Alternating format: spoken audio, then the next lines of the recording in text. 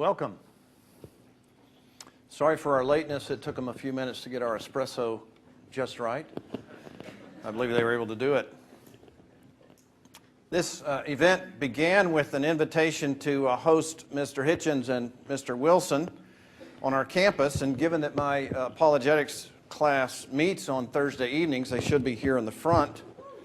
Yeah, there you go. It's the most noise you've made all semester. I thought to myself, what a great opportunity for the class, and then I thought, why not open this up to others who might be interested? So we're glad you're here. Welcome to my Introduction to Apologetics class. Welcome to Westminster, or if you're fans of Mr. Hitchens, welcome to the Poison Factory. This is where we poison minds. There will be information available at the booth out here for those interested in Westminster and possibility of taking classes here. Also, another announcement, the bookstore will be selling the book in the lobby for $10 immediately following the discussion here, and will also be open immediately following the debate if you want to purchase other books. We will have a book signing after our discussion is over.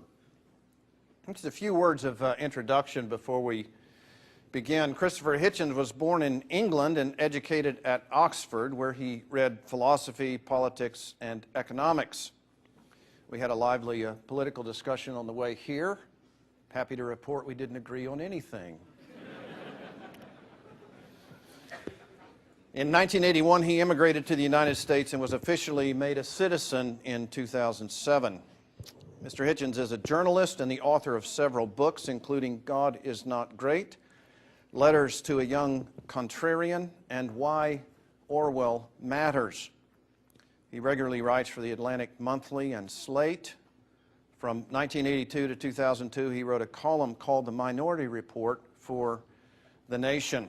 He was named one of the top 100 public intellectuals by Foreign Policy and Britain's Prospect.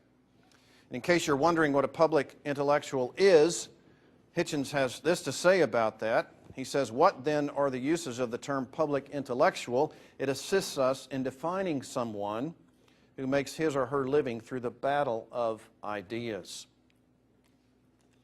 If the age-old adage that one should steer clear of both religion and politics is true, then Christopher Hitchens is the embodiment of its counterpoint. A few years ago, Hitchens was called by George Galloway a, quote, drink-sodden ex-Trotskyist popinjay, to which Hitchens, in typical humor and wit, quickly replied, only some of which is true. He's been called, quote, an intellectual willing to show his teeth in the cause for righteousness, America's foremost rhetorical pugilist, and one of the most prolific as well as brilliant journalists of our time. In his book, God is Not Great, Hitchens, in his typical roundabout way, that's meant to be humorous, says the following. He says, Augustine was a self-centered fantasist and an earth-centered ignoramus. He was guiltily convinced that God cared about his trivial theft from some unimportant pear trees, and quite persuaded by an analogous solipsism that the sun revolved around the earth. Later on, he also notes, quoting him here, I have probably sat up later and longer with religious friends than with any other kind. These friends often irritate me by saying that I am a, quote, seeker, unquote, which I am not. He says, I know enough about all religions to know that I would always be an infidel at all times and in all places, but my particular atheism is a Protestant atheism. When my father died and was buried in a chapel overlooking Portsmouth, I gave the address from the pulpit and selected as my text a verse from the epistle of Saul of Tarsus. Quote, finally, brethren, whatsoever things are true, whatsoever things are honest, whatsoever things are lovely, whatsoever things are of good report, if there be any virtue and if there be any praise, think on these things, unquote. Hitchens continues, I chose this because of its haunting and elusive character, which will be with me at the last hour, and for its essentially secular injunction, and because it's shone out from the wasteland of rant and complaint and nonsense and bullying which surrounds it. As I write these words and as you read them, Hitchens says, people of faith are in their different ways planning your and my destruction and the destruction of all the hard-won human attainments that I have touched upon. And then he concludes, religion poisons everything. Douglas Wilson is a senior fellow of theology at New St. Andrews. He received a bachelor's degree in classical studies and MA in philosophy, all at the University of Idaho. He has taught high school Latin, Greek, and classical literature at Logos School. At other colleges, he has taught ethics and logic. Mr. Wilson has been the pastor of Christ Church Moscow for more than 30 years. He also sits on the governing boards of Logos School Moscow and the Association of Classical and Christian Schools. Doug is the author of The Case for Classical Christian Education, Reforming Marriage, Heaven Misplaced, Letter from a Christian Citizen, which is a major national response to the recent bestseller of atheist Sam Harris. His other works on theology include Mother Kirk, Reformed is Not Enough, and To a Thousand Generations. He has also written A Serrated Edge, a brief defense of biblical satire in Trinitarian skylarking, and several children's books. He's the editor of Credenda Agenda magazine. Doug and his wife Nancy have 3 grown children and many grandchildren, all of whom live in Moscow. It's impossible, as I soon discovered, to pick out Wilson's wittiest commentaries. They are much too numerous. We could be here all evening. So to give you a flavor, I take a portion of Wilson's recent review of a book entitled The Shack, which is sweeping the evangelical landscape today. First, Wilson's commendation. The book, he says, is filled with numerous insights into what makes people tick, and those insights are wise, shrewd, pastoral, tender, and they deal with sins at the root. Unquote. There are, however, problems, so Wilson continues, and this brings me to the way in which this book was simply terrible, blasphemous. But before going on, I have to hasten to add that it is a peculiar form of evangelical blasphemy, one that is well-intentioned and naive.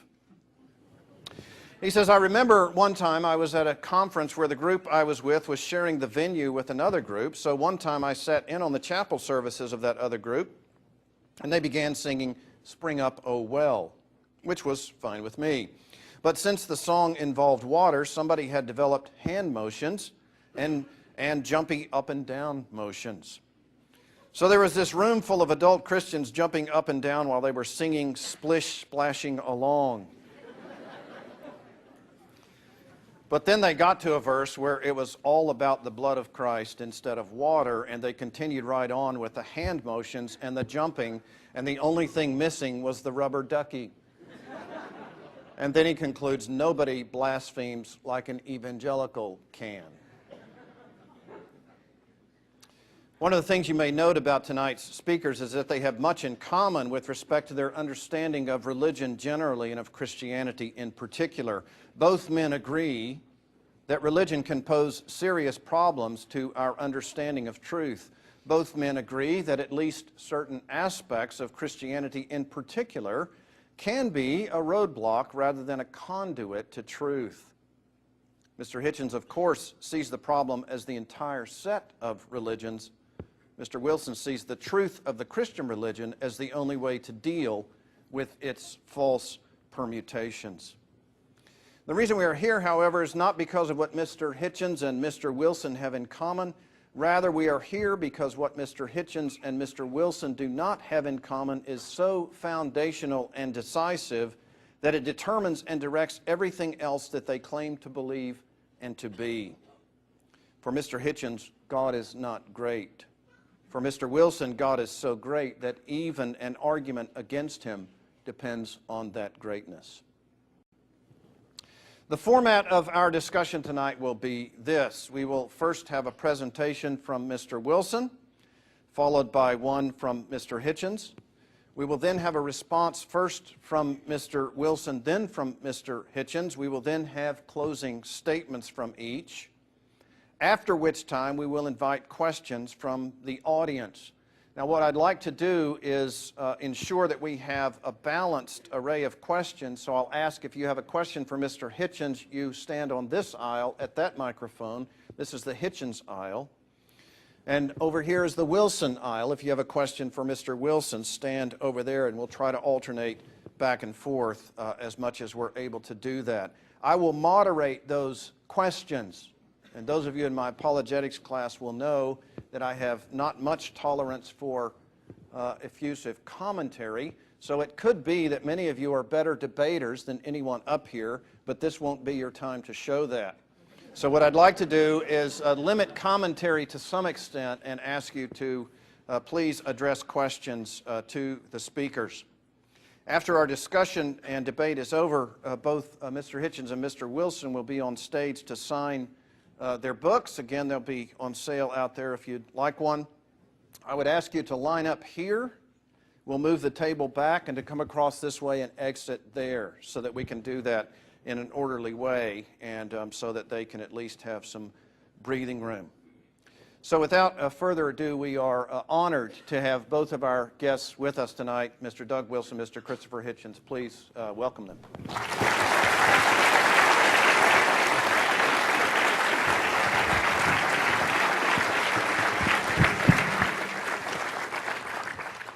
Well, thank you all. It is a great honor for me to be here. I've visited this campus once just to walk through and take a look, and that was a pleasure and honor, but it's a very great honor to address you all, speak to you. And I want to thank Christopher for being such a good sport on this little tour that we're doing from New York to Philly to D.C. tomorrow. We've had a grand old time thus far, and I'm very grateful for the whole thing. In the introduction, it said that Christopher read philosophy at Oxford. I tried to read philosophy at the University of Idaho, and I remember one time sitting in the library reading aloud just to maintain forward motion.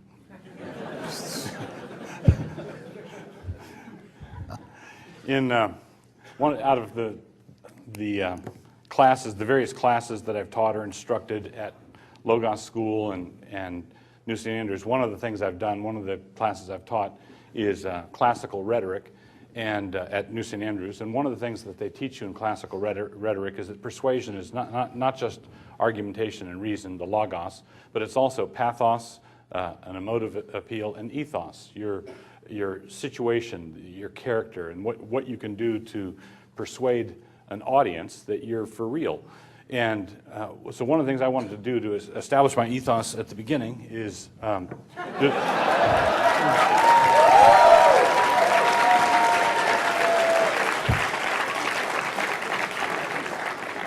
and you will know, if I feel like I'm starting to lose the debate, I will put this on.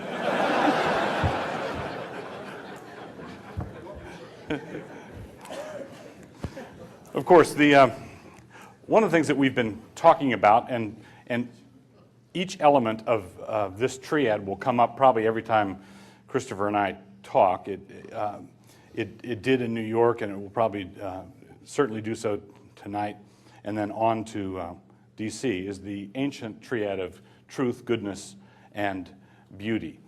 Truth, goodness, and beauty. One of the things I wanted to focus on this evening was beauty, but not because the other two things are irrelevant, and those certainly can come up in the questions or in our exchanges. But the way I want to argue, the way I want to talk about this, is that the Bible and God is not something that I'm interested in reasoning my way to. I don't believe that Christopher and I could find common ground, agree upon the rules of historical investigation, or agree upon the laws of logic, and then reason our way to God. There are many Christian apologists who believe that is possible to do. I don't reject evidences, but I'm not an evidentialist. I believe that evidences have their place in apologetics, but I don't believe that they should be foundational. What I'm interested in doing is asking about the preconditions for any sort of statement. So in a debate, I think it's necessary to do two things for those who are observing the debate. What is necessary to do is not only look at what the person is saying, what argument is coming out of him, what is he articulating, but also take a look at his feet. What is he standing on in order to make that sort of statement?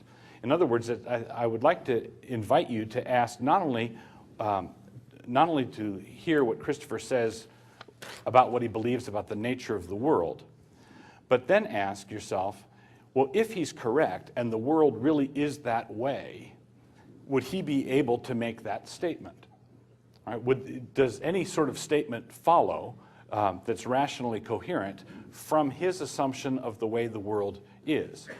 Put simply, if the universe is time and chance acting on matter, if the universe, if the cosmos is simply matter in motion, then everything I think, feel, respond to is also matter in motion.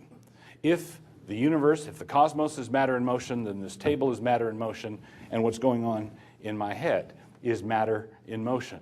With luck. What's that? With any luck. With any luck, yes. Quite.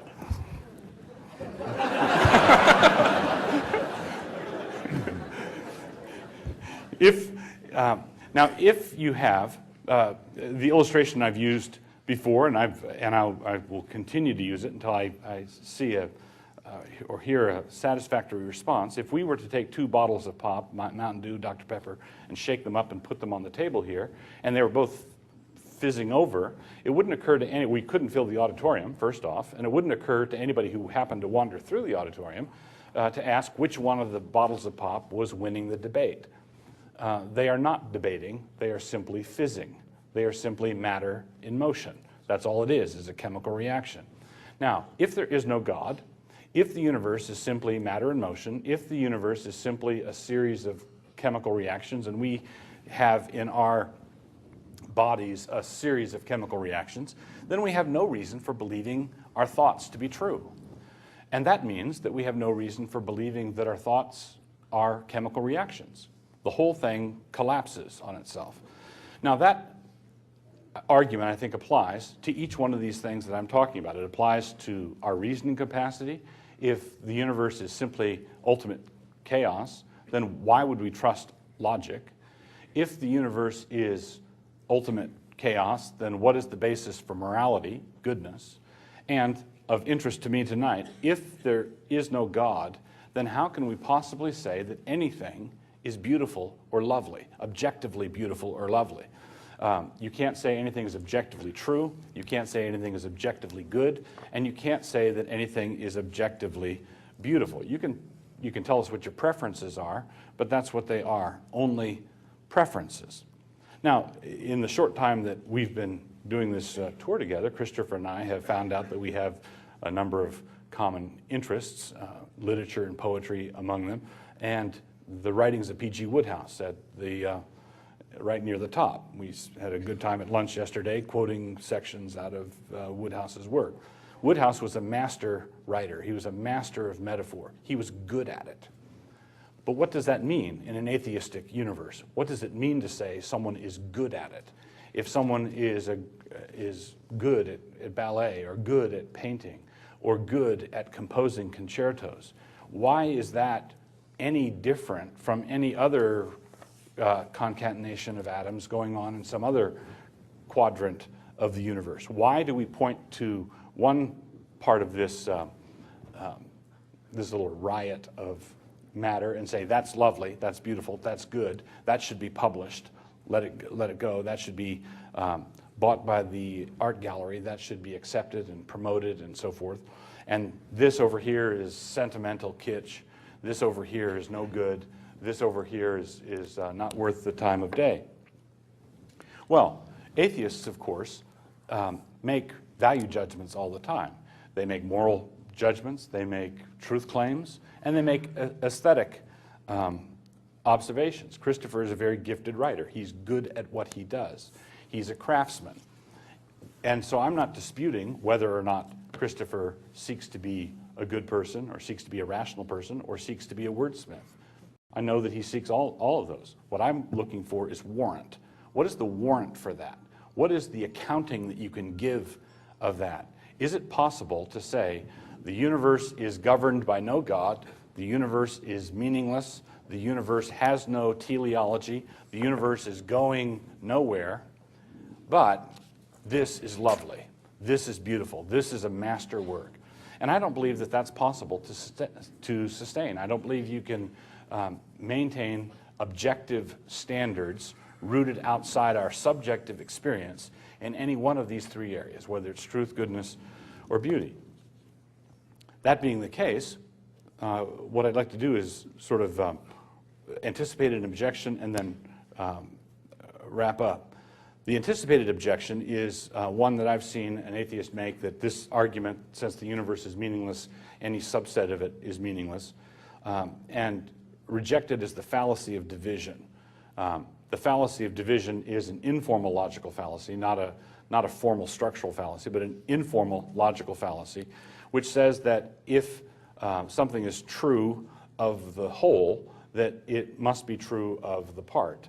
And so the atheist could object, just because the universe is meaningless doesn't mean that this little part of it is meaningless. Well, as an informal fallacy, sometimes informal fallacies are true. Sometimes they are accurate observations, other times they are not. So for example, if I were to say the Pacific Ocean is made up of salt water, then it follows that this bucket of water from the Pacific Ocean is also salt water. What's true of the whole is true of the part. It's not, it's a fallacy when I say that this, the Pacific Ocean taken in its entirety is heavy, therefore a thimble full of water from the Pacific Ocean must also be heavy. No, it's light. That's the fallacy of division in action. So the question is, does the meaninglessness of the universe translate down to the particulars like salt water does with the Pacific Ocean? I believe so. I believe that if there's no teleology, if there's no point, if there's no direction, then that fact haunts you down into all of your endeavors, all of your pursuits, especially concerning your aesthetic pursuits. Anyone who thinks that the history of philosophy has not had an impact on the production of art in our culture, I think is simply not paying attention. It does translate, and it has, I believe, genuinely aesthetic damaging effects. So, thank you. I'll leave it there. Well said. My fellow Americans. It's taken me a long time to get to say that. By the way, does anyone here have the nerve to put up their hand and say they know why it's called the World Series? There's always one smart ass. You be quiet for a second. It took me 25 years. I immigrated here 27 years ago. Why do they call it the World Series? It's a game no one else plays. Maybe Dominica, perhaps Haiti, Japan. Okay, Canada, but come on, World Series? What? And it was interesting. Every American I knew said, why wouldn't it be called the World Series? It's our game. You will in a second see where I'm going with this. But I wouldn't accept it. No, there must be a reason why it's got that name. And I chased it down. The contest, the event, was sponsored by a newspaper called the New York World. Now defunct. Everything's gone about the New York World. No one remembers it, no one reads it. But the World Series survives as a kind of ghost remnant of this. It could have been called the Post Series, but I don't think Americans would have been so proud of it. I'm only saying, just to begin with, beware of solipsism, as Dr. Oliphint was so kind as to remind you. Don't ever think you are the center of the world. Be very careful of assuming that you are the object of a divine design, that there's something special just about being you, that that's all you have to prove. That why wouldn't a person such as yourself have God on their side? Why wouldn't it be? Of course God would care who I slept with, what I ate, what holy day I observed. Why would he not? Surely that's why the heavens are arranged in the starry beauty and array that the form they take. And then you read Hamlet's reflections with Yorick at the side of the grave, and you are forced to wonder if maybe, even though it's a less beautiful thought, it could be that the galaxies are not arranged with you in mind. Well, I've already got ahead of myself by not thanking you for having me here, and for not thanking Dr. Oliphint for his extremely warm and generous introduction. When I first published my polemic against theism, I told my publishers I didn't want the conventional New York tour. I didn't want to go to New York, Washington, Chicago, Berkeley, San Francisco, and so forth. I wanted to go to the South, and I wanted to go to colleges that were devout, and I wanted to ask for a challenge wherever I went. And I have to say I've been very impressed and touched by the willingness of people to accept this challenge and to invite this abusive hospitality into their own. And all I ask in return is that this aisle be permanently named for me. With a large plaque long after I'm gone. All right. The problem of relativism, the problem that Douglas Wilson has been assailing you with correctly, the problem of saying that really judgment is impossible, that no one value is greater than another, that sub specie aeternitatis, under the eye and scrutiny of heaven, nothing really matters. It doesn't really, who cares who wins the Second World War? Who cares whether black Americans become full citizens or not? Who minds? Why would we care? Why is that? And is it perhaps something of the aesthetic in ourselves, such as was stated by the great English Romantic poets who did take a side for humanity and for humanism, often, by the way, against theocracy and almost always against religion, when they said, beauty is truth. Truth, beauty, that is all you know and all you need to know on earth. Beautiful statement. Once you've heard it, you can't forget it. It ranks to me with another statement made by another great person of the Enlightenment a little earlier, Thomas Jefferson, who says, and once you've heard this, you won't forget it either. I tremble for my country when I reflect that God is just.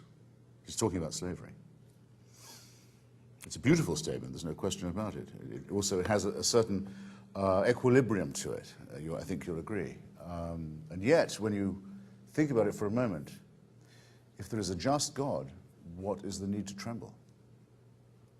If there's a just God, all our concerns are trivial by comparison. Why would we weep? Why would we care? Why would we mind? A just God trumps any possible anxiety or difficulty or crisis we might have. But if there isn't a just God, and there isn't, because the heavens are empty, then you might have to abolish slavery by yourself and not require the divinity and justice of the sublime and the paradisical to do it for you. You'd have to take responsibility. It isn't beautiful to say, no, I don't want the responsibility. I will refer it upward to a supreme, unchallengeable, I would say tyrannical, because unchallengeable and unchangeable, essentially absolutist, I would go as far as to say totalitarian authority. The things that happen to us in this vale of tears will go on happening to us as they did to our predecessors and as they will to our descendants when we are dust. And these things cannot be avoided, and they cannot be referred upwards and outwards to a dictatorial view. Let me give you an example. Let me give you a couple of examples. I wrote a book about the Parthenon. I think most objective people would say it's the most beautiful temple of the ancient world, perhaps the most beautiful temple ever built by human hands. Its extraordinary symmetry and harmony makes it quite different from the other temples that claim to conquer death, because the conquest of death is the first thing the barbarian wants to claim, and all barbarian monarchies want to claim. That's why the pyramids are built, to show that death has no power, we'll outlive it. That's why Babylon was built, that's why Karnak was built. All the great temples of the ancient world, when I visit them, strike me with horror. They're built by slaves. Their building is commissioned by slave owners. It's so obvious that they're built to impress, to oppress, to dominate, to grind people down. The Parthenon is lightness and everybody, and it's a new departure. And though there are terrible things about it, I'll mention some. The cult of Pallas Athena, a fictitious goddess. The Eleusinian mysteries, hocus pocus sprung on the peasantry by Greek priests. The sculpture on the frieze probably shows human sacrifice. We can't be certain of it, but it looks very likely that human sacrifice was going on there. Even though Keats wrote so beautifully about that procession in his own version of truth, beauty, and beauty being truth. But I think the cultural project is this, ladies and gentlemen, brothers and sisters, comrades, friends. It's this, the cultural project. Can we rescue, can we separate the beauty, symmetry, harmony, and civilization of pre-Christian, pre-monotheistic, pagan, polytheistic Greece? Can we keep what if that is valuable and useful, and philosophical, and poetic and dramatic, while dumping the supernatural, the superstitious, the cultish, and of course the Athenian genocidal imperialists that sent expeditions to destroy the whole populations of islands and neighboring republics with which it disagreed, or which refused to pay tribute? Yes, I believe it is possible. I believe it is possible in the same sense as I know it's true that even as Verdi wrote his Requiem, he didn't believe in God. He didn't need to believe in God to produce that beautiful music. It isn't true that secularism can't produce a cathedral or an opera. It is true, however, that a secular civilization will have to keep what is valuable of the beauty and symmetry of religious art and devotional architecture, while rejecting the supernatural and the superstitious. You see, the supernatural and the superstitious are not the same as the numinous and the transcendent. I don't come before you, atheist and materialist as I am, as someone who simply says that Douglas Wilson and I are two competing bottles of Dr. Pepper.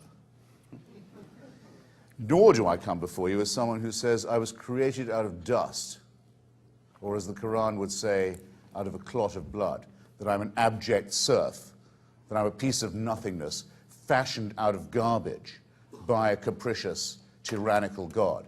That's even a worse insult. I'd rather be Dr. Pepper than that, I have to tell you. Me too. But now let's contrast the numinous and the transcendent to the superstitious and the supernatural. Francis Collins, my new friend, Christian believer, C.S. Lewis fan, commissioner of the Human Genome Project, great physician, great scientist, great humanitarian. He says, he's a pantheist in effect, I think. He goes on a long hike into the mountains, and he comes at one point, I think it's in your home state of Washington, I may be wrong, but I think it's in the Pacific Northwest. He comes on his hike to a point where there's a triune waterfall, a 3-in-1 waterfall falling, and yet arrested in its fall because it's frozen. It's a frozen water trinity. Anyone who understands harmony, symmetry, the beauty of nature will understand what Dr. Collins is saying. He says, in his own account, he says, at that point, when seeing it, I fell to my knees, and I accepted Jesus Christ as my personal Savior. Some of you may have had similar experiences, I don't know. I'm immune to this kind of thing, but I'm not indifferent to it. Where does he get off with such a non sequitur? It is, of course, very beautiful to see a 3-fingered frozen waterfall. What if it had been 4 fingers and not a trinity? Would he not have accepted Jesus Christ as his personal Savior? Did you see the slack-jawed, gaping propaganda of the World Trade Center when everything was all cleared away? At the bottom of the girders, there was a cross standing there. All buildings are built with a crosshatch of steel. It's well known they go like this, like all windows. It would be amazing if there wasn't a cross there. If it was a star and crescent made out of melted steel, I'd be really impressed. And so would the people who blew up the building and want you all to die. If it had been a Star of David, okay, I'd have been slightly impressed too. Only very slightly, for my mother's sake. Now, let's be serious. This stuff is not true, and it's not beautiful, and it's not symmetrical. It is superstition. It is the way the mind searches for form and will find it if it's looking for it, and looks for symbols and looks for miracles and revelations where they're not really there, and is terribly easily satisfied by tiny little bits of pseudo-magic. But if you want to be awe-inspired, ladies and gentlemen, and let me just tell you that those of us who do not believe we are divinely created, let alone divinely supervised, are not immune to the idea of awe and beauty and the transcendent. Let me invite you to look for a moment at the pictures taken by the Hubble telescope. Some of you may have done it. If you haven't done it now, or yet, do it soon. The extraordinary revelations of swirling, yet somehow beautiful new galaxies in color and depth and majesty like nothing I think the human eye has ever seen. Turn away from that if you wish and gaze at a burning bush in an illiterate desert part of the Middle East and say that that's where revelation comes from.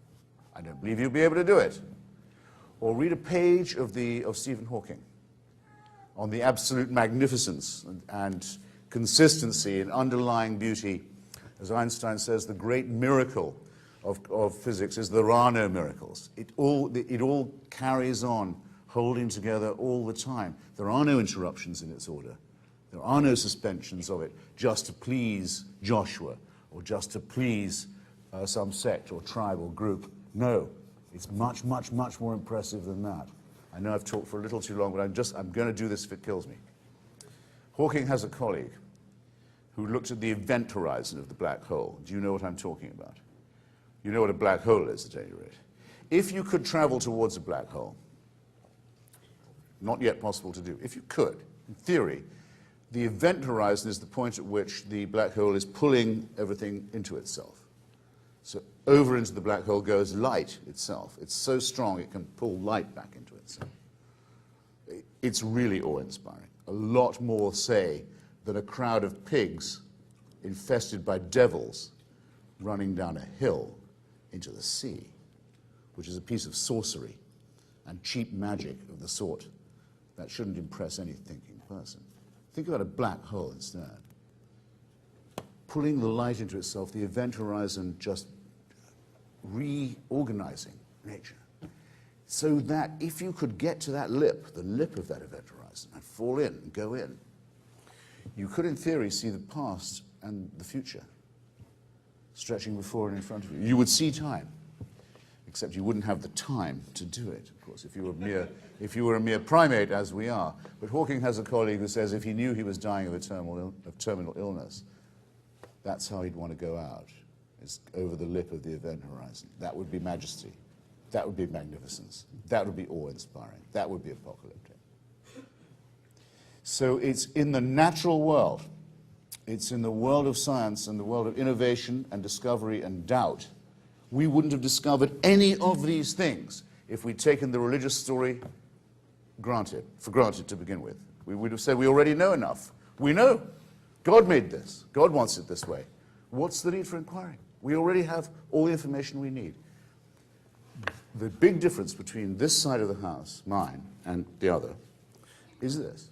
I am absolutely certain that I do not know, but that it might be possible to find out, and that doubt and skepticism and innovation and inquiry are the only means by which wonder and beauty and awe and symmetry will be discovered, and beyond those peaks we can yet see, new, more wonderful peaks will rise. Whereas, on the Wilson side of the house, it is said, we already have the certainty. We know that God created us, and we even claim to know his mind and what he wants of us. And I just invite you to open your minds to the possibility that the skeptical and the inquiring and the doubtful will be better than anything that calls itself faith. Because anything that calls itself faith calls itself certainty. And for certainty, I think there is no place in an institute of intellectual mentation and higher education. And I'm very grateful to you all for giving me the chance to say so. Thank you. All right. I believe the drill was to interact for a little bit and then closing statements. I would like to make a couple of quick observations and then ask a few questions. The observation would be, Christopher and I were talking this morning about whether I believed in the miracle of the Gadarene swine that he referred to, and I certainly do. I accept all the miracles of the Bible as described in the Bible. But I mentioned to him the Gadarene swine rule, which is just because a group is in formation, it doesn't mean they know where they're going. The other thing that I would like to point out about that is that it's not an either-or thing. It's not as though by believing that Jesus did a miracle with the Gadarene swine, that I'm thereby prohibited from believing that there are marvels to be seen through the Hubble telescope. It's not, I'm not forced to choose one or the other. I believe that marvels occur on the grand cosmic scale, and marvels occur at levels much smaller than what occurred with the Gadarene swine. So just God is a macrocosmic God, and God is a microcosmic God. He speaks in the great things, and he speaks in the little things.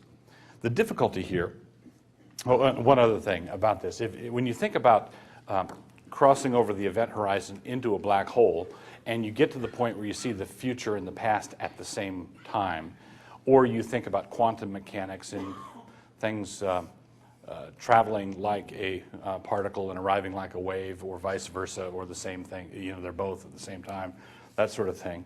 The thing that astonishes me when I read physicists, particularly atheistic fellows who are evoking a sense of wonder out of their descriptions of these sorts of things, and you heard Christopher just do it, they then turn around and say that they have objections to the doctrine of the Holy Trinity because they can't make sense of it. Does it make sense to you that you could see the past and the future at the same time, provided you were headed toward a big black hole of nothing? Would you sketch that for me on the blackboard, please? Well, of course. That could be done. The Trinity can't be done in that way. Ah, sure. I had a triangle and a circle. So the point. Have it your way. Now, the point is that there are mysteries beyond us.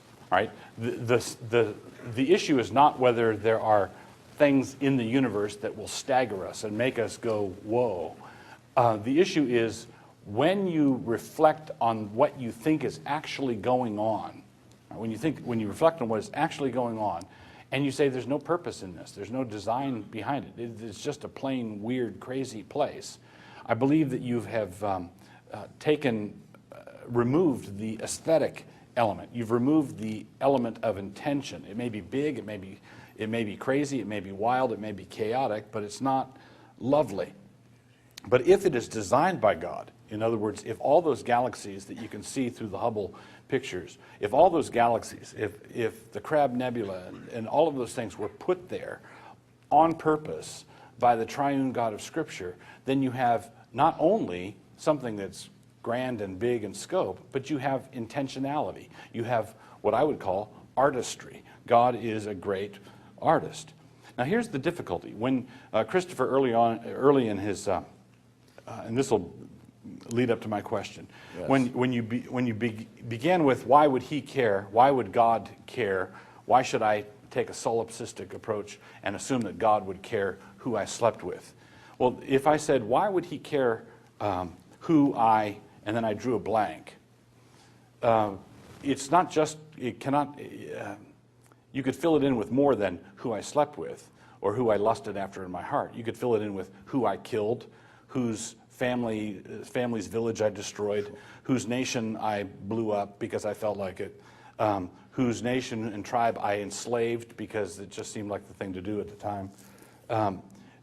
Christopher said, when we discover that we are not accountable, that we have no court of appeals that goes up to the top with this totalitarian God as Christopher sees him, I see a father, he sees Big Brother, what it boils down to. So I see a loving father, and he sees the eternal surveillance cameras and that kind of thing. And he says, well, if there's no... And thought crime. Thought crime, right. And you have... exactly so. So you have, you said if there is no God there, we might have to abolish slavery by ourselves, right? And here's my question. Why wouldn't you say we would have to abolish slavery ourselves or not?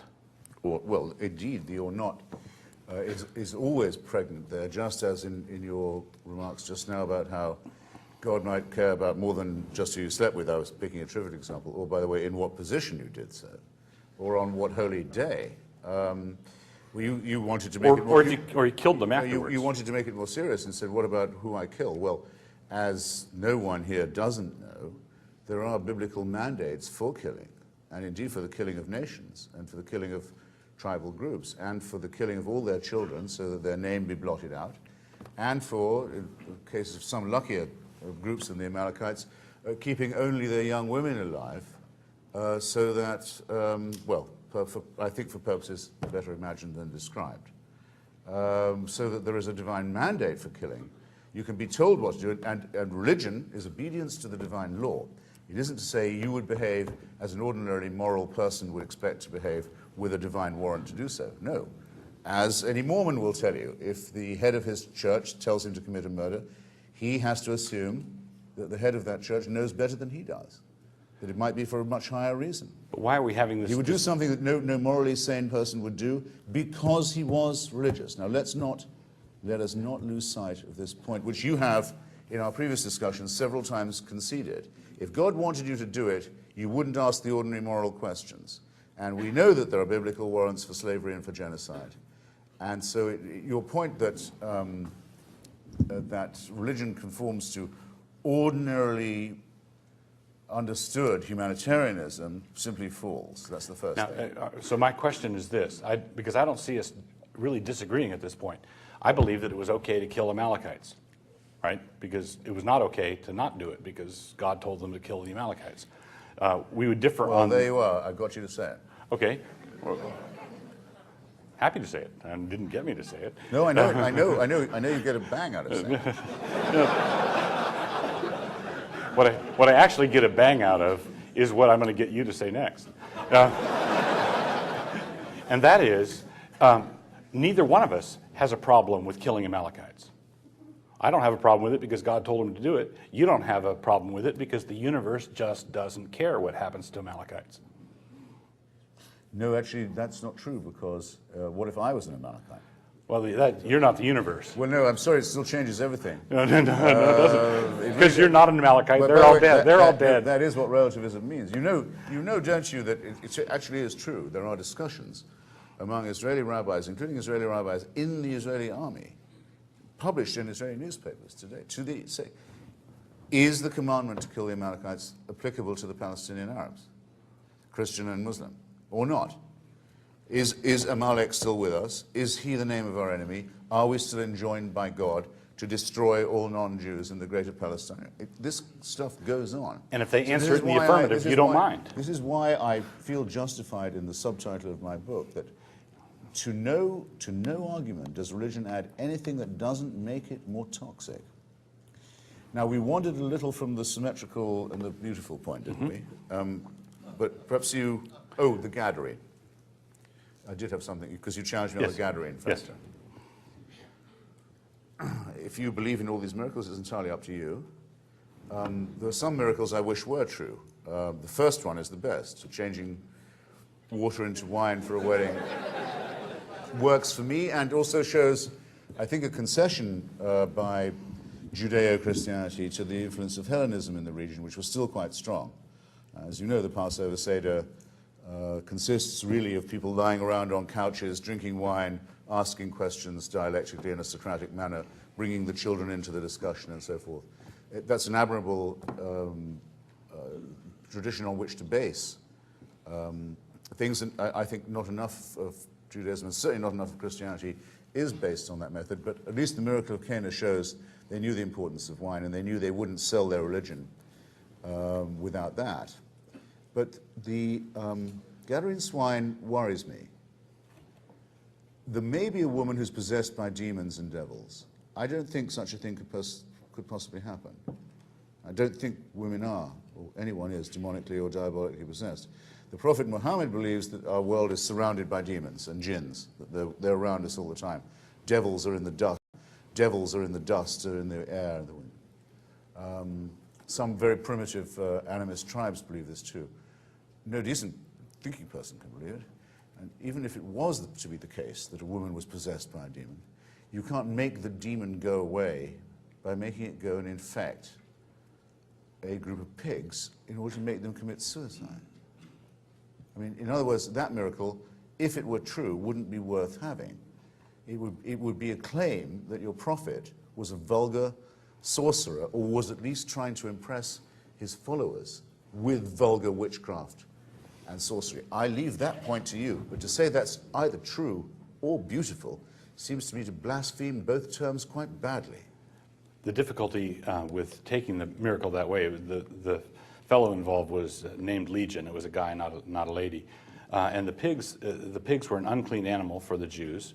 And when Jesus cast the demons out, if you think of it in terms of a simple wonder worker who's out there stupefying the peasants, and you take it as a petty miracle that way, that whoa, he killed the pigs, then of course I think you've got a point. The miracle is tawdry and overdone if that's all you understand it to be.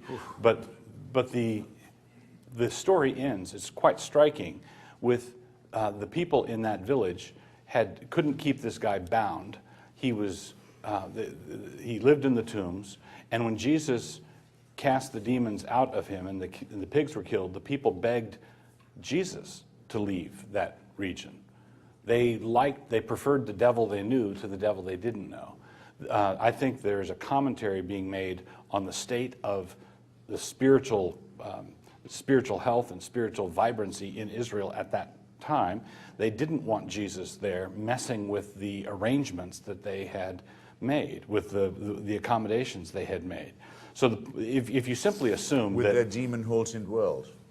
Correct. In other words, Jesus was... What Jesus did was he traveled around casting out demons, and what many people don't realize is that demonism, shamanism, this sort of thing that you encounter still in many parts of the world, that sort of thing was banished, exiled, defeated, and overcome precisely by the Christian faith. If you're encountering witch doctors and people who are living in bondage to that kind of thing, whether it's made up as you believe, or genuine as I believe, or what is more likely, a mixture of both. I believe that there's a great deal of superstition mingled in with genuine spiritual problems. If you believe that, then you say, look, well, let's look at the scoreboard. Let's look at what has happened, where the Christian faith has gone. We have been instrumental as Christians in lifting the clouds of superstition. What you glory in, the Enlightenment, I don't think was possible in witchcraft-riddled societies. I think it was dependent on the Christian faith. Okay. It's my turn to ask a question, isn't it? I think. Yes. I'm going to stay on this point too. But by way of preface, Senator John McCain has just nominated as his running mate a woman who attends a church in which spiritual warfare and anti-demon tactics are regularly discussed, has been filmed having hands laid on her by what I would describe as an animist bishop from Kenya. She may describe as a Christian, who talks about the witches he's expelled from his own area of the highlands of Kenya. So how can you say that Christianity has rid us of the nonsensical idea of witchcraft, demonism, and exorcism? To the contrary, it's the reason why these nonsensical, barbaric, primitive ideas survive. Now, I hope I don't take advantage of you if I tell the audience, with your permission, oh, sure, of a question I asked you yesterday and the answer you gave me. I asked Douglas Wilson this: suppose that a soul, I'll call it a soul for his sake, a person is born in Saudi Arabia today into the Wahhabi theocratic society. Would you rather that person became an atheist or joined the majority religion of that state? You want to tell them your answer? Oh, I'd prefer you become an atheist. Yeah. And I thought it was a very honourable reply on your part, and I want to press it a little bit. Do you believe that Thomas Aquinas, called a saint by the Roman Catholic Church, levitated and flew all around the nave of Notre Dame Cathedral in Paris? I'm afraid you lost me. I'm a good Protestant. Right. Yeah. I don't believe it either. Right, yeah. You don't think that's true?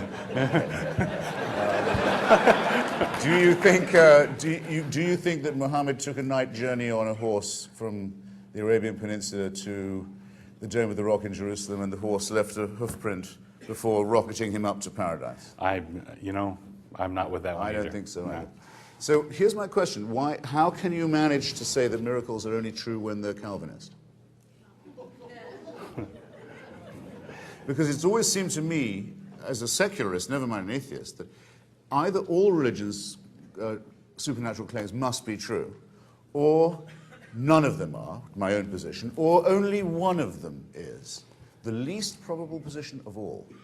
Right. The one you've decided to occupy. Why is it that the miracle claims are okay made by Calvinists and not by Muslims, other kinds of Christian or Jews? Notice the structure of your argument. The structure of your argument is that... Glad you think it's got a structure. Well, it does, and here it is.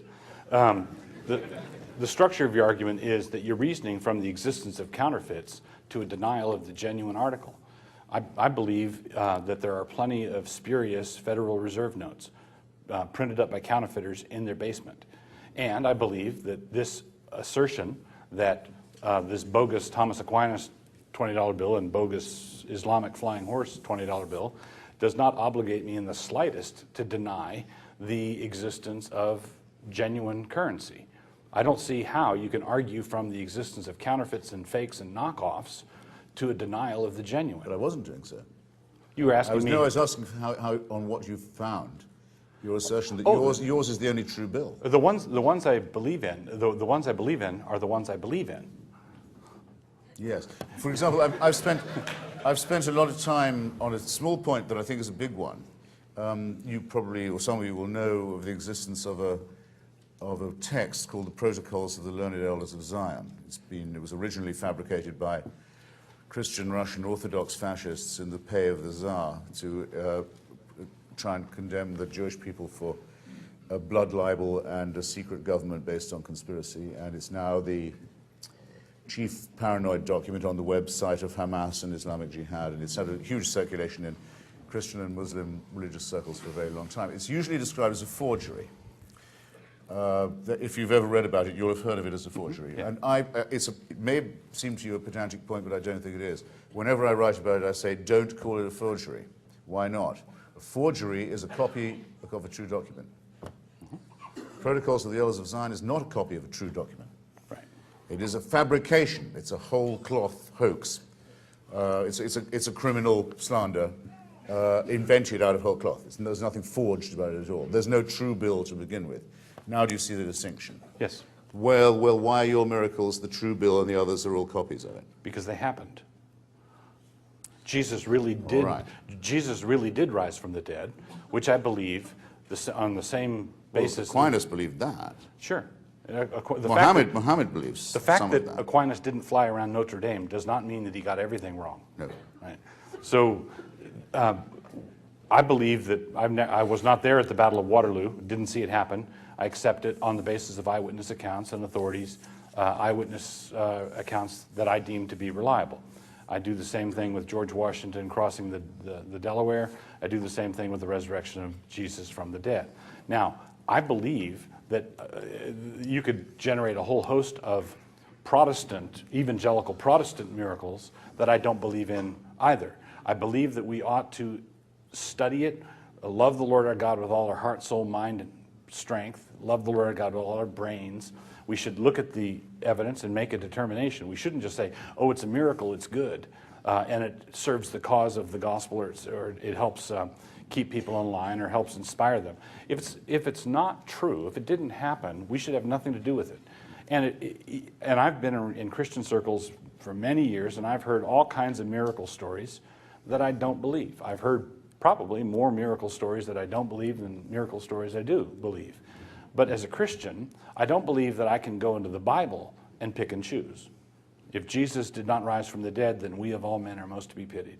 And so it doesn't matter how socially good it is or bad from your point of view. What matters is the truth. And so when I say I believe this miracle occurred, it has nothing to do with, I don't accept Hume's argument as an absolute, that you can just rule miracles out. I believe on on the basis of well-attested miracles with eyewitnesses you believe, that's the most rational thing you can do. I was about to stop and say no further questions, but it's not fair to the great Scotsman to say that Hume said all miracles could be ruled out. He simply said you have to ask yourself, if you appear to see the laws of nature being suspended in front of your eyes, which is more likely, that they've been suspended in your favor, or that you are under a misapprehension? Right, and one Because you're not allowed to appoint your own senses, your own impressions, as the arbiter of the natural order, and that might lead in the end to a dismissal, but it isn't an a priori one. Sure, and I believe that Joseph, when he found out that Mary, his betrothed, was pregnant, he followed David Hume's advice to the letter. He didn't know what the most reasonable explanation was, and that sort of thing. It's not that in the ancient world, it's not that people didn't know where babies came from. It's not that they didn't know that you couldn't walk on water. It's not that they didn't know that you couldn't change water to wine. They knew that as well as we do. No, all Joseph knew was who hadn't made her pregnant. Right. If we have to be crude about this. Correct. And if you were David Hume, you would ask which is more likely, that the fact that he hasn't made her pregnant and she is the result of divine intervention, or that a Jewish girl could tell a fib. Sure. And Joseph. Now, of the two, I don't think the latter is overwhelmingly improbable. Sure. And Joseph was And right since with there's no David religion, Hume. no religion has ever been founded except with the claim that its founder and prophet was born of a virgin. I have the whole list in the front of my book, if anyone. By the way, available at fine bookstores everywhere. I have in the first 2 pages of my book a list. There is no religion from Aztec to Hindu, including Buddhism, where the Gautama is born through a slit in his mother's side, where it doesn't begin with a miraculous birth. And there's no counterfeit money. You couldn't be in the religion business without claiming that, especially in the Greater Jerusalem area. And you couldn't be in the counterfeiting business without green paper and numbers in the corner. The Quran absolutely attests it. The Quran attests the virginity and motherhood of Mary. Sure. It's in the Quran. What could be wrong with that? Nobody counterfeits brown Safeway shopping bags.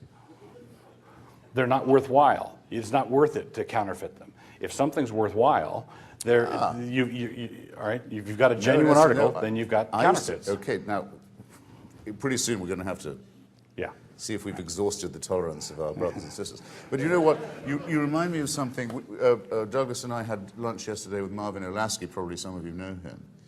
He's now the president of the King's College in New York, and was once famed as the head of President Bush's faith-based initiative. Dr. Olasky and I have something in common. We both used to be members of Marxist organizations. And we were chatting a bit about our old allegiances. Now, I remember I.F. Stone saying about Mussolini calling himself a socialist and Hitler calling himself a national socialist. He said, that's a compliment of a kind. Said my old comrade, Red comrade, as he said, nobody bothers to counterfeit bad currency. Well, it turns out that they do. But not currency believed to be. It turns out that the ironies of history and the cruelties that reality practice on us as a suffering species. Yes, actually, people will go to great lengths to say, I'd like to deal in this bankrupt currency. It can happen, and it has, as you've just shown. Yes, people do. Well, we don't have a chairman, do we? So when do we know when to invite our guests to join us? When do we know?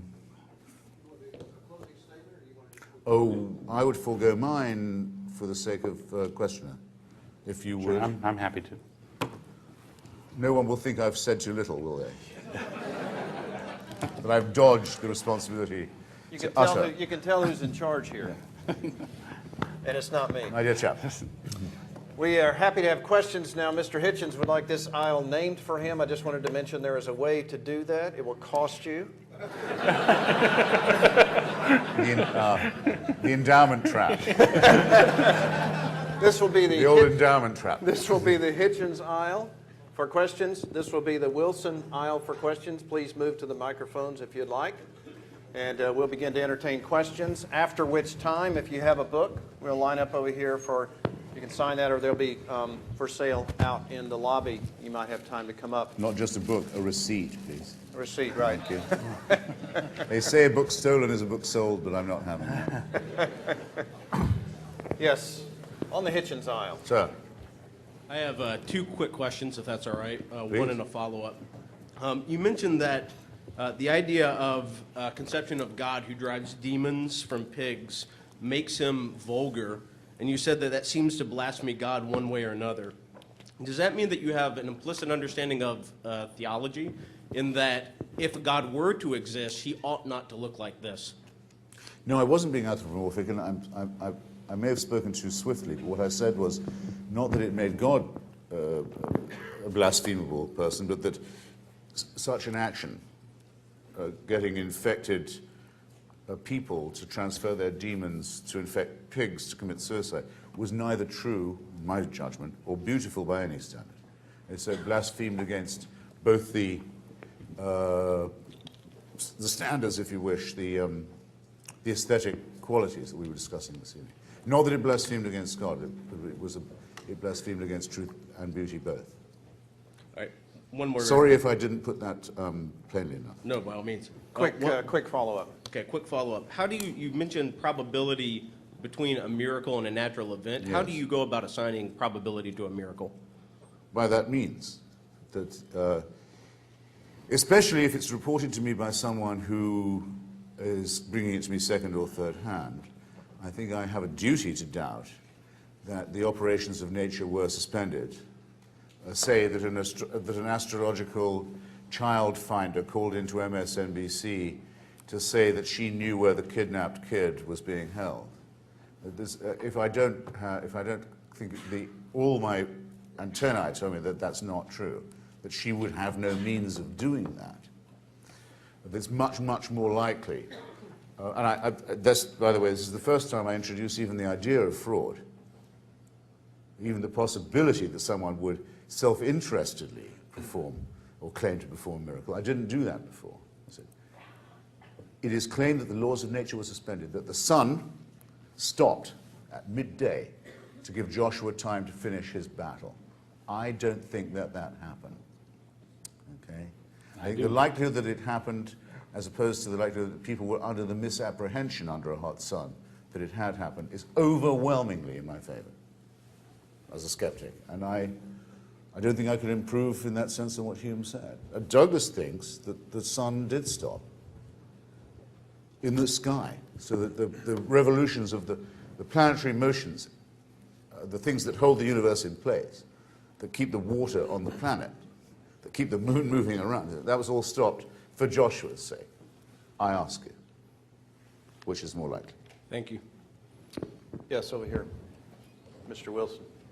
I'd like to extend Mr. Hitchens' line of questioning to you, Mr. Wilson, and to ask you, as he was asking you how you know that the miracles of Christianity are true and other miracles are not. And I was wondering if you would please elaborate on what you were saying. You said that you believe they were true because you believed them to be true. You said you believed that they were true because you believed that they happened. But I was wondering if you could give more of your epistemology, more of your reasons for discerning what is true and what is not. I'm sorry if I created the wrong impression there. I was not urging fideism, that they were true because I believed them to be true, or that I was just going to take a blind leap and affirm the truth of them. Basically, my epistemology of miracles, if you want to put it that way, goes to the resurrection of Christ as the cornerstone.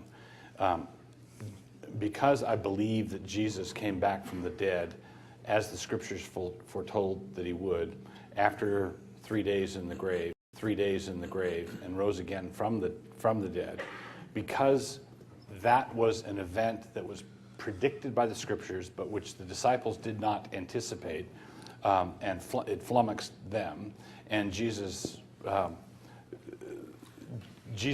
told them overtly what was going to happen in the narratives, but they didn't expect it, didn't believe it, didn't They weren't out at the gravesite 3 days later waiting expectantly, checking their watches. They had to be talked into it. Some of them, it took more time with Thomas. With others, they wouldn't accept the word of those close to them. They were persuaded over time of this. And I'm convinced that the transformation in the disciples from the sheep that were scattered when the shepherd was struck, from Peter, who denied the Lord repeatedly, to that same Peter a few weeks later courageously preaching the gospel on the day of Pentecost. I believe that transformation and the consistent witness that the apostles and the early Christians gave of Christ coming back from the dead is the central miracle. That's the thing that I think is the cornerstone. Now, if I accept that, and I don't believe I can be a Christian with an Orthodox Christian without accepting that. If I accept that, I don't understand scrupling at the other things that these same people tell me that Jesus did as anticipatory miracles and so forth. I do believe, and this is where Christopher and I agree, I do believe that Jesus ought not to be understood as a petty wonder worker, snake handler type of guy going through small villages wowing everybody. I believe that Jesus said a wicked and adulterous generation seeks after a sign. I believe that Orthodox Christianity invites skepticism about miracles. I believe that that's actually a healthy skepticism, and I believe that even Christopher's version, skeptical version, is a dose of that I think big quadrants of the Christian church could profit from, instead of just telling stories to gullible fellow believers. But once you accept the miracle of the resurrection, I believe that all the other biblical miracles follow and fall into place. That's my basic epistemology of miracles. It's evident to me from the historical documents that the disciples and apostles really believed and lived like they believed that Jesus actually came back from the dead. Thank you. Do you mind if I... Go ahead. I don't feel I can just let that totally go. There are two things. One on miracles themselves, and then the resurrection. It was argued by some of the early church fathers, Marcion, I think, was the best known, that Christianity should begin again, that it should be a religion of the teachings of Jesus of Nazareth. And it shouldn't be the fulfillment of the prophecies of the Old Testament. It shouldn't take on the appalling burden of all the mad, genocidal, Stone Age Jewish books that preceded it. It could begin again. Unfortunately, Marcion lost this argument, so Christianity takes on this appalling burden with which it's saddled itself forever, which is the reason why it will never become a universal or redemptive religion, among many other reasons. However, if you want to think about miracles, it's very simple. Moses and Aaron have a contest with the magicians and conjurers and miracle workers of the Pharaoh, another man who believes that he can survive death. And his magicians and conjurers and miracle workers produce many, many, many miracles. It is said that Aaron outdoes them, and that with Aaron's rod, in the end, they're beaten. They lose. But it makes a very simple point. The ability to produce a miracle says absolutely nothing about the truth of a religion. And that is biblically attested. It is biblically attested that people whose religion is false can produce miracles. Mm-hmm. Do I need to say it another way? Bear it in mind. As to the resurrection, I'll only add this, as an amateur on these matters. There are a huge number of resurrections mentioned in the New Testament. Just in the life of Jesus of Nazareth, there's the raising of Lazarus and of the daughter of Jairus, neither of whom ever say a word. Nothing is ever said about what was it like, what did they say, how was it to be dead? Questions that you'd think even the most incurious villager would want to ask them. They're just raised from the dead and we move on. There's nothing said about it. I think rather astonishing, but making it seem as if resurrection is a relative commonplace in this area.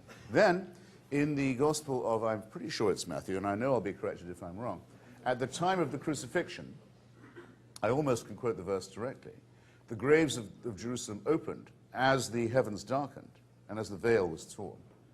And those who were lying in those graves left them and walked around the markets and streets of Jerusalem and were greeted by many who they knew. What's wrong with this story? It means resurrection is a relative commonplace. It means there isn't anything specifically wonderful about it. It means the sort of thing you might expect any time, to meet a former dead friend or relative of yours wandering the streets in their cerements and grave clothes. Final point is this. If someone is born of a virgin, it doesn't prove to me that anything they say is true. Someone may say in the middle of an argument with me, you lose. I say, why is that? Because my mother never went to bed with any man. I say, wait a minute, you haven't proved your argument is better at all by saying that. Doesn't prove you're a better person. Doesn't prove that God is your father. Doesn't prove anything. I may grant that your mother was a virgin. Parthenogenesis is actually a remote possibility, but you would prove nothing by proving it of yourself. And if you say that you win the argument because you were once dead and now you're alive, I will look at you slightly narrowly. If I was on the bus with you, it's odd, isn't it? If you were on the bus next to someone who said, you know, I used to be a dead person, but I'm alive now, you would move towards them or away? Everybody knows what they would do. Provided they were or if they a said they stranger. were hearing voices from God telling them what to do. I think the reaction is the same. Taxi! Anyway, suppose that I thought, all right, I'll give you the benefit of the doubt here. You used to be dead, now you're alive. Your arguments are still no good. You still can't get a syllogism right. You still don't know about formal logic. You still have no command of the laws of evidence. So all your work is still ahead of you, even if you think that these nonsensical fairy tales do have any basis in fact. So I grant the whole thing, and it makes no difference to me. Wouldn't make me a Christian if it was all true. The stranger on the Nor, bus. and it shouldn't make you one either, unless you are a completely credulous person. The stranger on the bus is a stranger on the bus. However, if you traveled around with a guy for 3 years, he told you he's going to come back from the dead, and he did. I hope you would look at him more than just squinty-eyed. You know, golly. But come there on. was no witness to that. The other thing is, There are no eyewitnesses. There never were. We're None of postulating- them could read. No, None of them could write. No, None of them could read the Old Testament. Christopher. None of them could read the New Testament because it hadn't been written. You're Come on. overstepping it. Yeah, there are too many eggs in the pudding. No, the French say he lies like an eyewitness. It's a term of French jurisprudence. Here's the problem. The whole point you made about resurrection was the same sort of thing as forgery and fabrication. Lazarus was a resuscitation. Lazarus died again.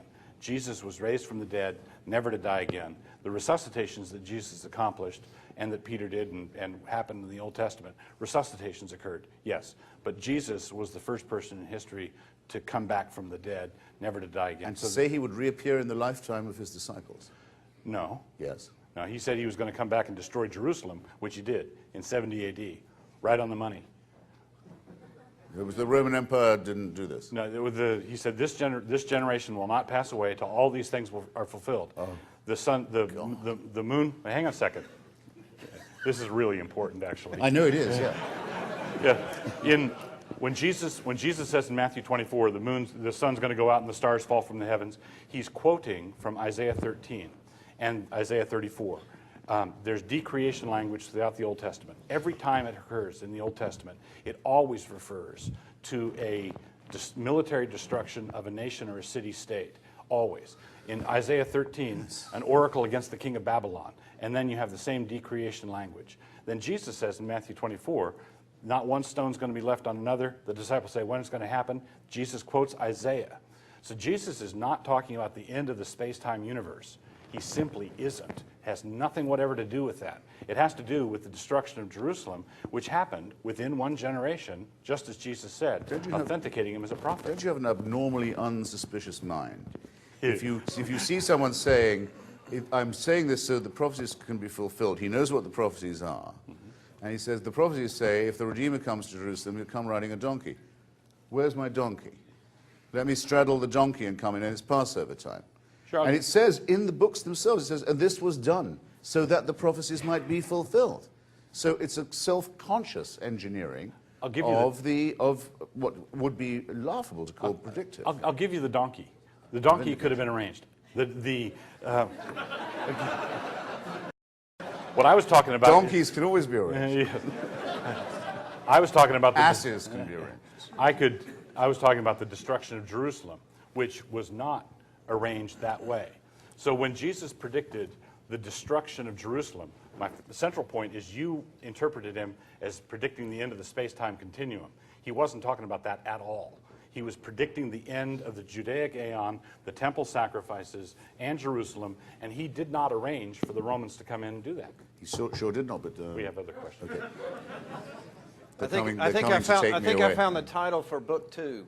I'll give you the donkey. What do you think? Yeah, I'll go Not ahead. bad? Granted the ass. First of all, Okay, bring it on. First of all, I'd just like to thank you for making yourself available for questions. Oh, please. And my first question pleasure. is if I can ask you a question based primarily on yours and Mr. Wilson's discussion in the book. Yes? My question is, based on the golden rule, do unto others as you would have them do unto you, I ask, how do you explain suicidal people who act under the golden rule? We have several examples of this in recent shootings by my fellow teenage Americans. Robert Hawkins, the 19-year-old gunman in this last year's Ahama mall shooting, said in a conversation with a friend before his attack that, and pardon my language, but I think it adds depth to this, his life was a piece of shit. What's to keep him from treating others like their lives are pieces of shit? What is your basis for what I ought to want done to me? Yes. Just to both? This is to Mr. Hitchens. Yeah. Thank you.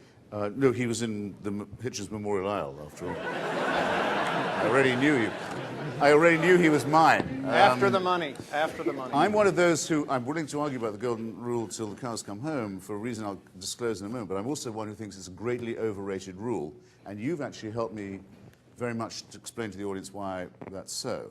First off is this. When people say, without Christianity, we'd have no morality, we wouldn't know what was right, what was wrong, I do point out that the idea that you should love your neighbor, not as yourself necessarily, because that's rather strenuous. In fact, it's extreme and it's impossible and rather sinister.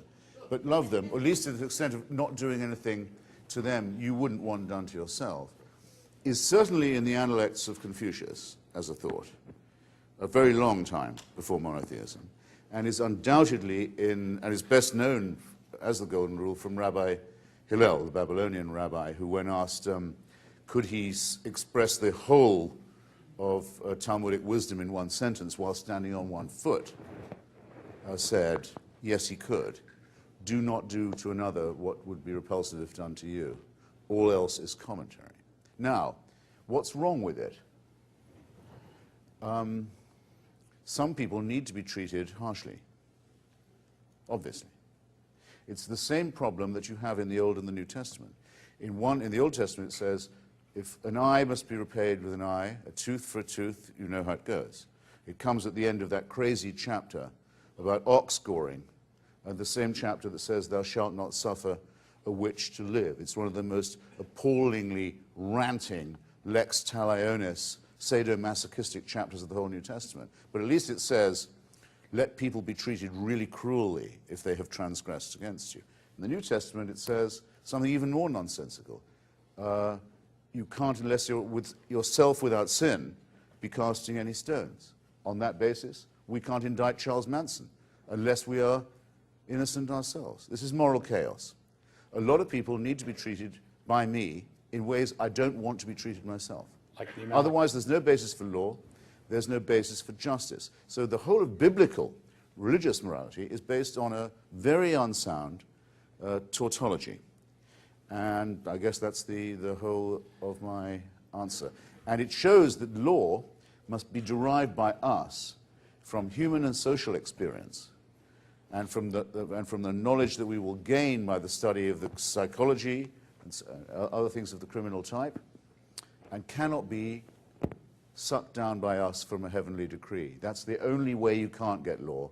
That's the only way you can't get morals, is by assuming that they will be given to you from on high. This is why Christopher and I agree on the troublesome Amalekite question. Some people need to be treated harshly. Right? Thank you. Unless he's an Amalekite. Yes, we'll finish with questions at 8:30, just so you can plan your night in the Wilson aisle. This question is applicable to both of you, but I'm going to direct it to you first, Mr. Wilson.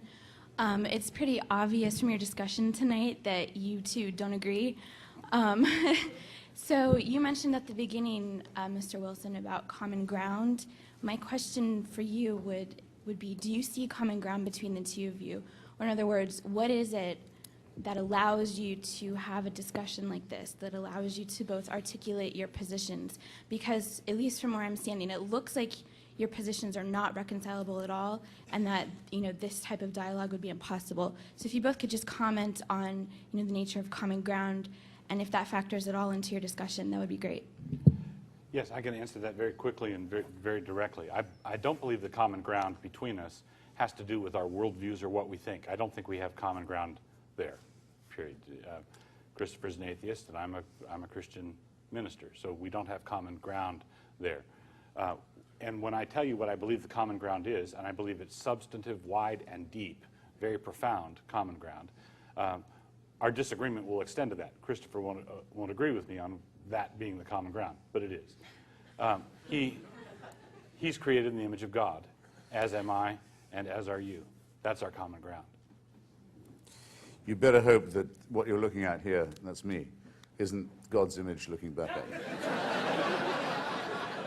You've every reason to hope that's not true. Yes, As for the more he says, there was a fall. The Yes. more we find common. The more we find. As for the more we find common ground, the more I'll deny it. Look, I wrote a book once called "Letters to a Young Contrarian," and old guy, came up to me in Los Angeles at the bookstore the other day with a copy of it and said, "Would I sign it?" And I said, "Sure." And he said, "I tried to give it to my son," said this old guy, "in the hope that he'd become a contrarian, but he refused." My opinion, there is a gulf fixed, as it says in Scripture, a gulf fixed between not just what Douglas Wilson thinks and what I think, but in how we think. We just don't think the same way. It's not, we don't disagree on details, right, or on matters of fact or so on, or even interpretation. We just don't think the same way. It would be completely impossible to make compatible or reconcile our methods of thinking. I attribute my presence here among you to the operations of the laws of biology and random mutation and natural selection. I have no reason to think that I'm any different from everybody else in that respect. I don't think that you're here for that reason and I'm here because of a divine plan. I can't make myself think it. I don't think it would be a good thing if I could make myself think it. It's as simple as that. And I'm very glad that there's no reason to believe that there is a supernatural guidance and authority, because, as I said to you earlier, if there was one, it would be able to convict me of thought crime, and it would be an unanswerable, unchallengeable totalitarian dictatorship. So to me, it's a huge pleasure to realize that the evidence for this is non-existent. Okay. A random mutated question from the Hitchens aisle. Thank you both for being here. I think you started touching on what I was going to ask. But my question was that if there is a loving God, what could he do, or what would he have to do for you to believe that he existed and to get to know him? Well, if there was a loving God, I can't but feel that one would know it. We wouldn't, I mean, in other words, a thing that's always baffled me about not just Christians of various kinds, but Jews and Muslims, is they keep asking God, why? Why do you let this happen? Why do you permit all this appalling suffering? Why do children die of cancer in the womb? You can fill it all in for yourself. I've always thought that's ridiculous. I mean, if I believed in God, I would have enough respect for the idea of an omniscient, ineffable, omnicompetent, omnipotent, omnipresent deity, not to be pestering him with demands for an explanation of himself. It would be enough, surely, that there was this. Not that it was some equal that you could be having a bullying match with, like the book of Job, where God descends to pettiness and spite and revenge and makes himself look ridiculous. You wouldn't do that, I'd say. The explanation wouldn't be available to me. My brain wouldn't be big enough to understand it. My consciousness wouldn't. But the reason why I say that is because it's pretty self-evident that if there is a deity, he is not a loving and compassionate and tender one who wishes all the best for us all the time. A loving and compassionate and tender one who wishes all the best for us all the time. If that was so, our lives would be banal, they'd be empty, they'd be pointless, they'd have no meaning, we'd have no reason for an independence of mind, we'd have no reason for inquiry or free will, We have no reason to relish the struggle for innovation by anxiety and doubt, and so all of that would be it would be a warm bath. It'd be like being a Buddhist. It'd be a warm bath of semi-consciousness and benignity. Thank goodness it's not true. He almost said, "Thank God." Yes, thank goodness it's not true. So That close. in other words, I suppose this is as far as I take it. When I talked about dictatorship before, I would say of it, if it was celestial, what I would say about it if it was human and merely terrestrial, that it would be even worse if it came to me under the excuse of being benign. The worst kind of patronizing tyrannical authority is the one that says it's controlling you for your own good. Right? Thank you. Mr. Wilson, given your statement at the very beginning of this debate that you recognize evidences as being useful, but you are not, in fact, an evidentialist, given your response to Mr. Hitchens, to why you believe citing evidences, given your answer to my fellow student Matthew, given to why you believe certain things, answering with evidences, how do you claim to not be an evidentialist when thus far we have heard no mention of a divine revelation? And do you have, and how do you understand the noetic effects of a relationship with Christ? Great question. What I was attempting to answer there was my belief in particular miracles, particular historical details, and that has to do with the infallibility of Scripture, which I accept, the full infallibility of Scripture, and I accept all the miracles, and I accept all the miracles because of the resurrection of Christ. The broader question, do I believe in that God reveals his existence to us through Scriptures and through the general creation? Yes, I do. So I don't need a miracle. I don't need a miracle, a special miracle, in order to believe in God or to believe in his triune character.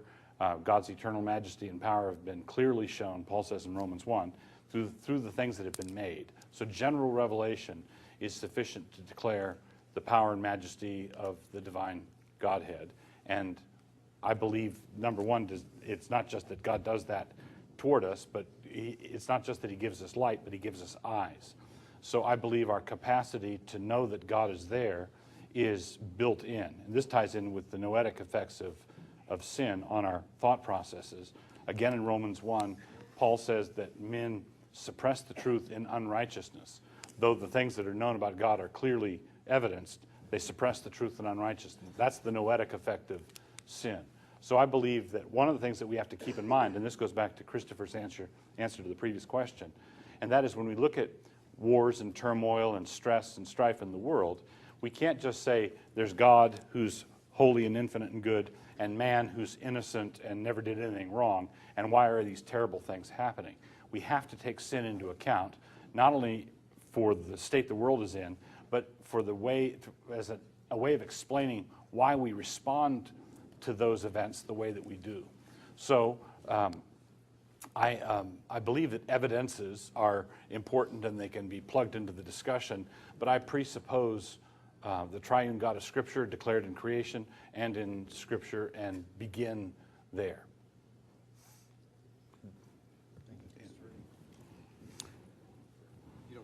No, I won't. I just think, that's what I assume faith must be, is the willingness to assume what you have to prove. And to come before an educated audience and say, it's true because it's in the Bible. And I believe in the Bible because it's true. I used to hear when I was a kid, Jesus loves me, this I know, for the Bible tells me so. I don't think that's evidence. I don't think that's argument. But if it's faith, I suppose that's what it must be.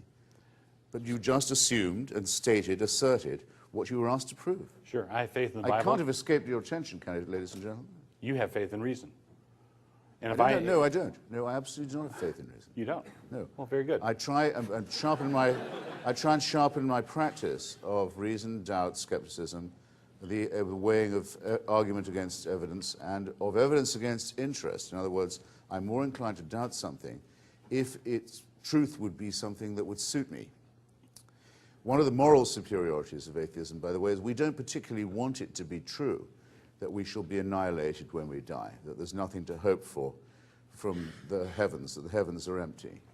We don't necessarily love that idea, but we're willing to face it since the evidence for the contrary appears to be trivial or non-existent.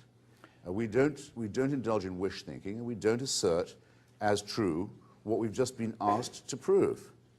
I have to say, I think that's a methodological difference worth observing in an institution of higher education. Tell me again why you don't believe in reason. Because reason is by definition not something that is a matter of faith. It's axiomatic. No, it's a kind of like the Bible. It's a process. No, I begin with the Bible. You begin with reason. I have faith in the Bible. You have faith in reason. You think and if I ask you to justify, you're a man of one book. And you're a man of one thought, all right? So what you if you laugh at that, you laugh. I think we'd probably be like Bill Maher's audience. You'd laugh at anything. No, to say that you believe in the process of reason, inquiry, skepticism, and the measurement of evidence against interest, so that you would doubt most of all something that favored your own conclusion. You'd subject that to more scrutiny. You call that one thought? You have contempt for thought if you think that. I'm sorry. I have to not stop trying to be funny here. No, hang on a second. If you have contempt for thought, simply because you recognize that someone who bases everything on reason has faith in the reasoning process, what's wrong with saying that? Why can't you say, I have confidence in reason, I have faith in reason, I trust in the reasoning process? You won't say that because it will reveal that both our positions are faith positions. If you ask me why I believe in the Bible and I flip open the Bible and show you a verse, you say you're appealing to what you need to prove. If I ask you, why do you believe in reason, and give me a reason, I'll tell you then what, you open your book, no, you open the reason, and you give me a reason. No, you're making a huge leap. I say that the Bible, like the Quran and like the Torah, is man-made, not God-made. It's a human-made literary accretion full of plagiarism, contradiction, fragmentation, and so on. It's like every other book ever written. And I wrote there is nothing divine about it, and the appeal to it saying, I can trump anything you say because here's God's word on the page, is a contemptible way of arguing. I wrote a logic textbook. Does that make logic man-made? Logic is man-made, yes. Yeah. So there's no reason to follow it then? No. If I reject the Bible because it's man-made. Logic is the attempt by humans to make sense. It isn't a divine endowment that we possess. Same with philosophy. Philosophy means the love of wisdom.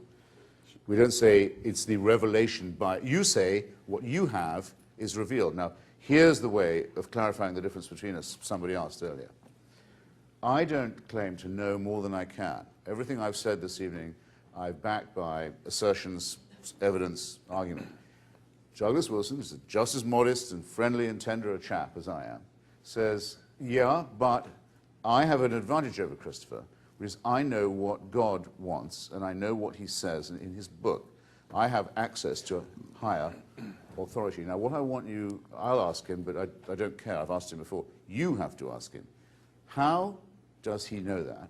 And by what right does he claim to know the mind of God? And if you were a serious spiritual person, wouldn't you think it was a bit much that someone said they could come before you and tell you what God wanted? As long as they don't call it modesty, I don't mind. As long as they don't call it humility, I don't mind. But I don't like being told that my arguments aren't as good as his because he has divine information that's withheld from me. Yes, sir. I think we're over here. Thank you. You used physics extensively in your opening statement. How do you answer Hume's problem of induction? And as perhaps to anticipate a possible answer, if you take the Kantian route and say that causality is a precondition for experience, how then do you rationally justify your belief that your future experience will be uniform in cause and effect like your past experience was? Well, I don't think it's an improbable or unfair projection that would be the case. But that's begging the question. Well, yes, but, and I'm not a physicist either. But I mean, look, there's an assumption with which I will dispense. Okay, before the inquiry begins, I'll just tell you what it is. there is no supernatural intervention in this argument. Okay? It's not going to be resolved that way. It's not going to be referred upwards to the celestial dictator. That's not the way these... For example, maybe the greatest of the early physicists, Laplace, when he shows his working model of the system to the emperor. And here at last, you're looking at the solar system from the outside as an orrery, not from the inside, looking at externally as a model. And the emperor says, well, Mr. Laplace, there's no God in this extraordinary revolution of these bodies. Slightly irregular though it is, because it is slightly irregular, showing it's not been designed. And he says, well, Your Majesty, it just happens to work without that assumption.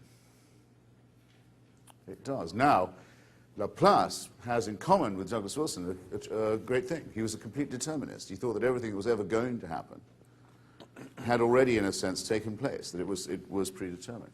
But I don't think it's necessary to believe that, to realize that the system, wobbly, imperfect, and half-baked as it is, operates perfectly well as we observe it, leaves nothing else to be explained without the assumption of any divine intervention. Laplace's system without determinism is no system. It doesn't work at all. It's an orrery. It shows how the planets move. Even Isaac Newton, who was prey to every kind of superstition, he noticed that the planets wobble a bit, that their orbits are not quite perfect. And he said, well, it must be that God every now and then intervenes to put them back on course, because he couldn't have designed the thing to wobble like that. Because pretty soon things will start to fly out of orbit, which indeed they will, because as we know, our system is doomed, as is our sun. We may think we have something now. We have a lot of nothingness coming, and we can read it in the skies. The physics has already told us that it's going to be all over. Some designer, by the way, and some design. And as I meant to say to the lady earlier, who said it was a loving God, maybe loving, but only intermittently so. Maybe loving, but only some of the time. Is also very incompetent, very absent-minded, sometimes very capricious, and sometimes very cruel. And you know what? As a father myself, I can tell you, as you can be all those things at once. So why do we make mysteries when none exist? That's my closing question.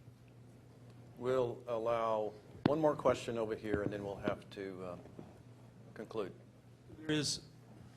We hear you. There is a tremendous contempt by modern atheistic liberals for religion. The irony is that since the beginning of civilization, there has been religion and religious symbolism. The alternative we have is between an uncentered concatenation of atoms and a centered individual before coram Deo, before a holy God. Certainly more compelling. I ask you, Mr. Wilson, to say something and comment here at the end about the stark contrast between a centered purposefulness and a concatenation, an Epicurean concatenation of atoms that Mr. Hitchens seems to support. Yes. Can I take that as an invitation for each of us to make a closing statement? Yes, you may. All right. Good. And I'll just key off of that. I believe that goes to the heart of the matter. What kind of universe is this? What's going on in it? And can my postulating that this is what's going on give an account of what I'm currently doing in explaining that? If I believe that if the universe is simply an infinite billiard table with all the atoms and just banging around, and that's all the universe is a concourse of atoms banging around, jostling their way through history, how can I get from that to an articulate explanation of how it got there? And this is true, as I said at the beginning, of truth, goodness, and beauty. If I walk into the kitchen and I see a puddle of milk on the floor, and I want to know what happened, and I start asking questions, I don't ask the milk. The milk doesn't know. It's the accident. All right? Now, if the universe, if the cosmos is simply an accident, then why ask it or any subset of it what's going on? It doesn't know. It's the accident.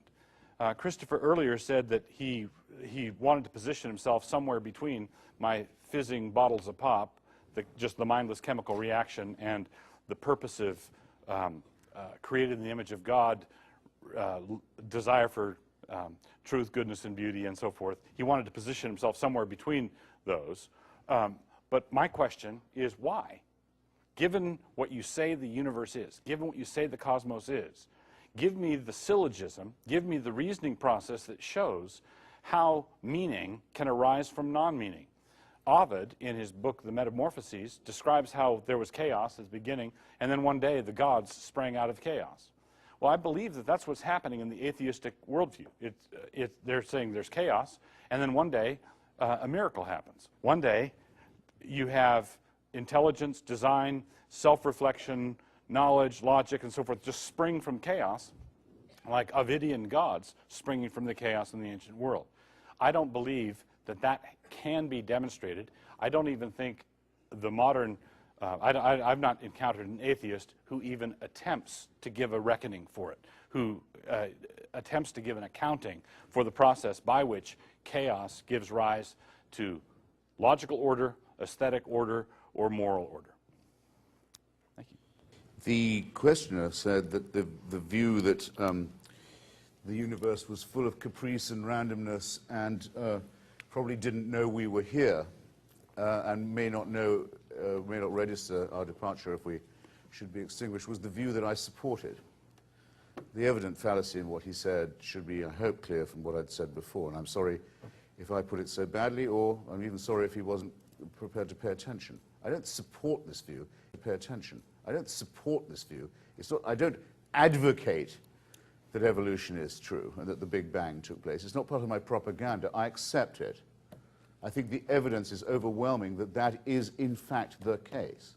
I don't dispute it because it might be nicer to think that instead of that, there was a God who was looking out for me. I can't make myself believe something because it might be convenient to do so. Now, how difficult is this to hoist in?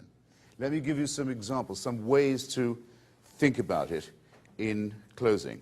You compounded your mistake, sir, by saying that it was either that there was an Epicurean naturalism or there was a divinely supervised, purpose-driven cosmos, as if those were the only two alternatives. Absolutely not so. As I had already said to the lady there, assume a loving God if you will. I'll have to add on the evidence that this God may be sometimes absent-minded, sometimes capricious, sometimes incompetent, sometimes cruel. How, if you have an anthropomorphic conception of God, can you deny me the right to do this? If there's a God who you're so sure is determined to intervene in and supervise our lives. For heaven's sake, use the cranial capacity that evolution has at least given you. Now, I recommend you look at Lawrence Krauss's work. He writes a very good column every month in the Scientific American, also in the New Scientist. He's probably the greatest living physicist. He's the person who worked out something very important, which was this. Edwin Hubble was not just right that the universe is expanding with redshift light at an extraordinary rate of knots, so that very soon it won't be possible, by analyzing, even with the Hubble telescope named after him, the effects of the Big Bang any longer. They won't be visible anymore because the rate of expansion is not slowing down, as Newtonians used to think it must. It's increasing. So the Big Bang is causing everything to fly apart at a much, much faster rate. So very, very, very soon, where there was something, there will be nothing. And you only have to look into the night sky and to see the Andromeda Galaxy. You can see it already. It's headed directly for ours. Some design.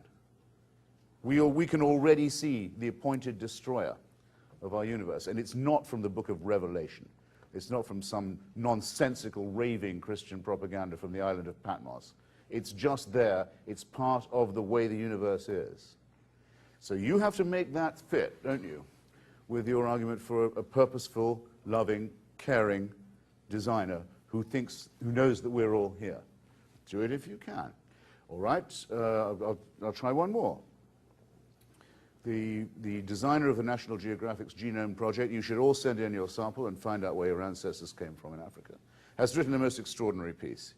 They've now sequenced it all back into Africa, and they've found out where our species began in Africa in the savannah. After a climatic crisis, it's very easy to imagine now, something like a titanic volcanic explosion in Indonesia that blotted out the sun, that altered the whole climate against us. It's thought that the species went down to about 5,000. In fact, in other words, before they decided to make the migration north, find somewhere cooler, abandon the savannah for which our bodies are designed, we were 5,000 casualties short of going the way that 98.9% of every species ever created, ever found to be present on this earth, has already gone into extinction. I'll say it again. Effectively 99% of every species ever on earth has already become extinct, and nearly us. Some design, some father, some caring God, some designing supervisor. There is no recourse to a dictatorial authority in this. It's very lucky that we're here. The randomness in that case worked in our favor. Francis Collins, the Christian genome scientist, thinks we've been here maybe 100,000 years. Richard Dawkins thinks maybe 250,000. I'll take 100,000 years. For 98,000 of those years, if you're a Christian, you have to believe heaven watched with folded arms. Most people died of climatic crises in Africa, or just watched their children die as soon as they were born, or saw them perhaps struggle for a few years. Life expectancy maybe 25. People dying of their teeth, of revolting deficiency diseases, misery, struggle, famine, turf wars over women, turf wars over territory, terror at any supernatural seeming event, an earthquake, a comet, everything a nightmare, a mystery, no germ theory of disease, fear, trembling, but slowly, gradually, struggling onward to become Homo sapiens. For 98,000 years, heaven watches that, not caring, and then says, 2,000 years ago, it's time to intervene. Why don't we give God a son and murder him cruelly in an illiterate part of the Middle East? That ought to solve it. That's what you have to believe to be a Christian. Well, I invite you to believe it.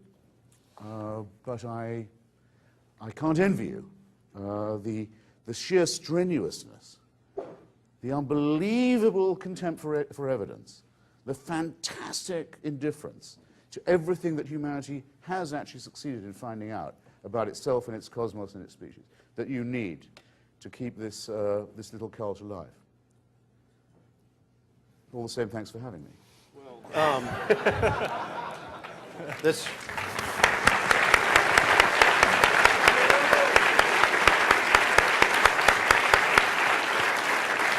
Thank you.